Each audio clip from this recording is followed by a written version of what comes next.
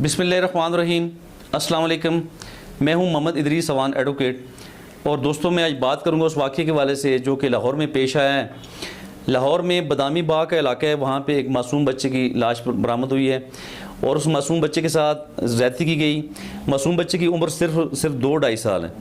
आप अंदाज़ा करें कि किस तरह के लोग हैं, ये कल्प्रिट्स किस कदर ज़ालिम हो चुका है कि 2-2.5 साल के बच्चे को भी माफ़ नहीं किया जाता।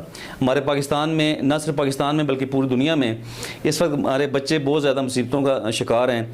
हमारे बच्चों के साथ बहुत ज़्यादा मुज़ालम हो रहे हैं और यहाँ तरह तरह के वाक़यात रुनुमा हो रहे हैं। पाकिस्तान में न सिर्फ बल्कि पूरे दुनिया में, भारत में, चाइना में, कोई भी कंट्री इससे जो है ना जी बचा वो नहीं है। तो इस तरह हमारे मासूम बच्चों के साथ ज़्यादती की जाती है। उसके बाद अपने डर की वजह से, खौफ की वजह से कि बच्चा किसी को बता देगा कि उस बंदे के ख़िलाफ़ पर्चा होगा, वो जेल जाएगा, तो इस डर के मारे उस मासूम बच्चे को मर्डर किया जाता है। और दोस्तों, यहाँ पे तरह तरह के ऐसे अदारे हैं, तरह तरह के ऐसे जो है ना जी ब्लैक अदारे हैं, जिस तरह वो डार्क वेब है और इस तरह के और भी अदारे हैं जो कि इन मासूम बच्चों के साथ खिलवाड़ करते हैं, इन बच्चों पे मुज़ालिम डालते हैं और उन बच्चों की चीख पुकार की वीडियोस बनाते हैं। उस वीडियोस को जो डॉलर्स में वो फ़रोख्त करते हैं।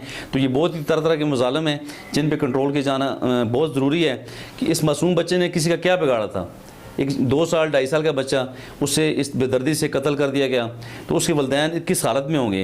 तो आप ज़रा इमेजिन करें कि आप अपने बच्चों को ज़हन में लाएँ कि साहिब औलाद हैं हम सारे, अगर हमारे बच्चे को कोई एक चांटा भी मारता है तो हमसे बर्दाश्त नहीं होता।